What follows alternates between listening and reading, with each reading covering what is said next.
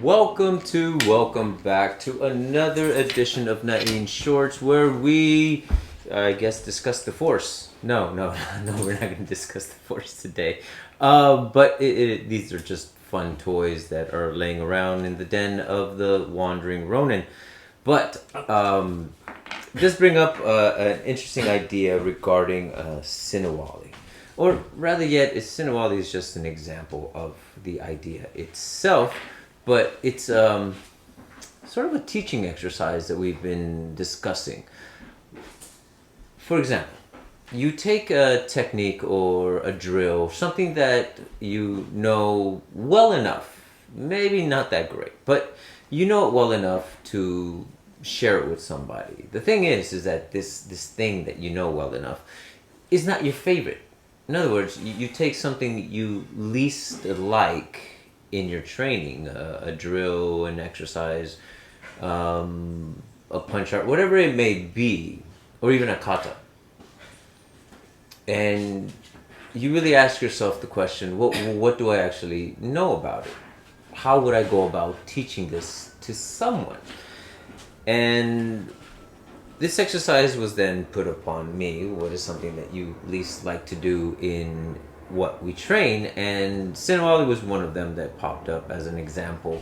And it's a two-stick exercise for those of you that know, and it's just a repetitive back and forth motion, left to right, and I'll show you in a minute. But the interesting part about it is that because you've advanced to a certain level, you've gone beyond the basics of when you first learn this idea, you do it, and then all of a sudden you start getting different ideas. All of a sudden you start noticing that there are details that become very important as to why they were given to you in the first place. In other words, we haven't really taken the time to explore these things that we don't like to the full extent until we're placed in a situation where we would have to teach it to somebody else.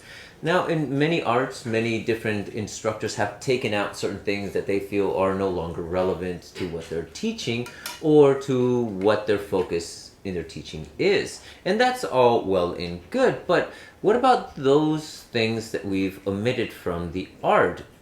Is there useful information in them? We just didn't see it at the time. So we removed them from our curriculum, and then all of a sudden, if we go back now, knowing what we know, understanding what we understand, we see some value in it. And maybe it's less about seeing the value in it, but creating the value within it, because you've, again, expanded your mind beyond what you originally understood, what you knew when it was given to you, and how it was given to you. As we often talk about on this show, it's rarely the information, but rather how we give the information out. Because ultimately, it's going to be to the student. And right now, we're transitioning between that idea. I received this information, I learned this exercise as a student, and now all of a sudden, I'm an instructor, but I never liked that lesson. So how do I give it to them? Are you just lazy about it and you just give the most bare minimum just for them to kind of get it, and then that's it? Leave it at that and tell them, hey, you're probably never going to use this again. You're just learning it because it's part of the curriculum. Or do you turn it into something more significant, something that's going to aid that student into growing into whatever it is that they choose to become? Again, as an instructor, what responsibility do we have to the student to give them something valuable? And to each your own. I mean, you're going to answer that question how you're going to answer it. You're going to find whatever you think is most important, and you're going to focus on that. There have been entire systems that have grown over certain aspects of a fight. Maybe not the entirety of it, but hey, maybe groundwork, joint locking, this stuff is important to this individual, or maybe it's because that's all they were capable of doing because of how physically fit or unfit they were at the time. For other people, it's punching and kicking. For other people, it's wrestling. I mean, everyone has different things that they're really, really good at, and a lot of these systems were born from that. And again, how does that happen? Well, we omit other aspects of it. We remove the weapon side, we remove the stand-up fight, we focus just on the groundwork, or we just focus on the striking.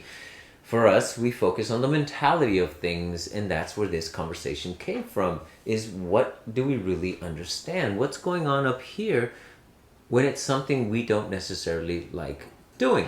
Again, the example that we were doing earlier is the idea of using Sinawali, a dual stick exercise, and it is essentially just this motion.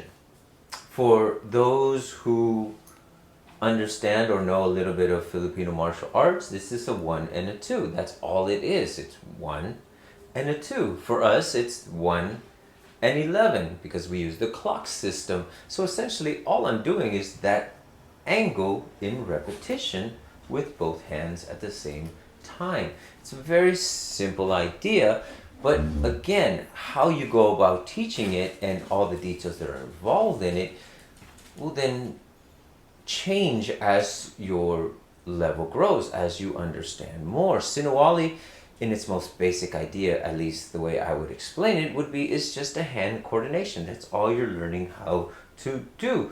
But is there more to it? And there is a lot more to it. We just don't always think about it. It's just an exercise.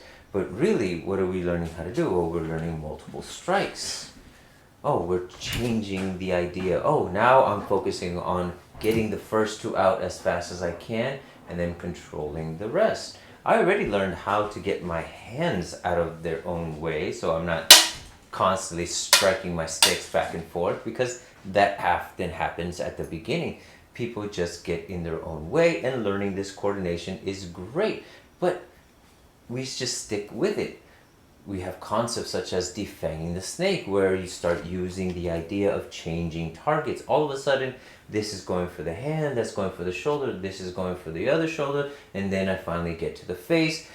Oh, what about the rest of the weapon, the tool itself? All of a sudden, I'm using my puños in this Sinawali motion. It's a continuous, never-ending motion. As long as you keep on doing it, it just goes back and forth and feeds, and now all of a sudden I'm switching from my puño to the tip of my stick. Oh, so I'm learning how to range between the different ends of my tool all of a sudden. And these are just some examples of how you can use Sinawali for different lessons. All of a sudden, now we add footwork to it. Now it's the changing of the angles. Oh, now it's using both sticks so we can then parry or strike at the same time or block at the same time as we move around it. And then even going beyond that, how many of us have these when we walk around? And I don't mean lightsabers, I just mean tools in general. So how useful then would Sinawali be outside of class, when you don't have a partner to do this with, when you don't have a pair of sticks to just do this flailing about? And I've even met people who are like, yeah, I kind of put my sticks down because I didn't see the point to exercising with them when you don't carry them around. So he preferred to focus on just knives. Again, it's not that he doesn't know the art itself, it's just that his focus is on what he's trying to accomplish. So it removed the sticks out of the equation. And then him and I played. And all of a sudden we started having a conversation of what we could really learn with the tool itself. Looking beyond just the superficial information that we get from any exercise and really diving in. Because what then does Sinawali look like without sticks? In its most basic idea, it's just that. Oh, wait. Oh, I can parry. Oh, so the first movement can be a parry. The other one, oh, I can, for those who do karate or kempo or anything, it's an outside block. All of a sudden, oh, I can use a palm strike for the more kung fu-y arts. Kung fu-y, that's funny. Anyways, but all of a sudden, this same motion that we do with Sinawali can be related to all these other arts and all these other hand exercises that we do. And strikes, all of a sudden I can start using the same concept of just getting my hands. Oh wait, isn't that Wing Chun? Oh, so all these things, from a simple idea of motion using sticks to understand the spacing of it all and making sure our hands aren't getting tied up when you remove the stick, it becomes all these other things, not because that's what I was taught, partly because that's what I was taught, but all these associations that I'm making right now are because I'm trying to express the lessons that we could take away from Sinuwali to the rest of you. In other words, if we think beyond the superficial of the exercise itself and think about how we would actually give this to somebody else, we could discover that all of a sudden there is so much more to those lessons, especially the ones we don't like, the ones we don't practice, the ones that we've left behind because we think they're irrelevant, that we can actually pass on to other students and use it as a vehicle to start expressing the ideas that we find important, because we all do it to some extent. But are we doing it consciously? Are we using all the tools we possibly have in our system to be able to convey the ideas and concepts that we want or feel that are important to our students? And in the process of doing so, are we discovering other ways to do so? Are we discovering other ways to use these same lessons that are going to be beneficial, not just to the students, but to ourselves in our own growth? What other ideas can you come up with by just thinking about teaching something you don't like teaching?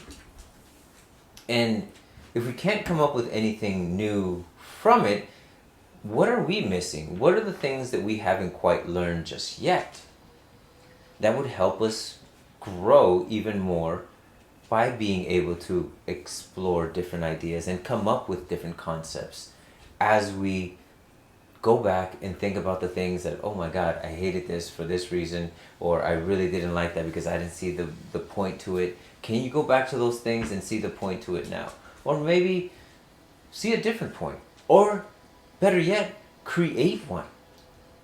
As you go about teaching this to other people, or even just the exercise of thinking about teaching it to other people. Sinuwali, it's a lot of fun. People like it, but how useful is it?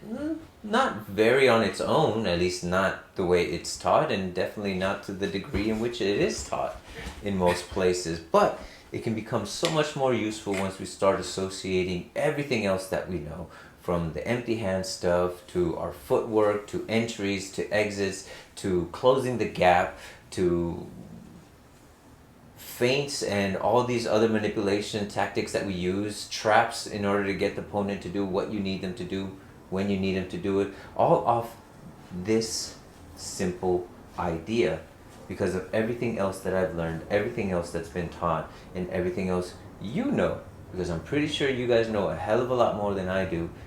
Now, the question is, do we use it all? And are we teaching it all? And if we're not, why?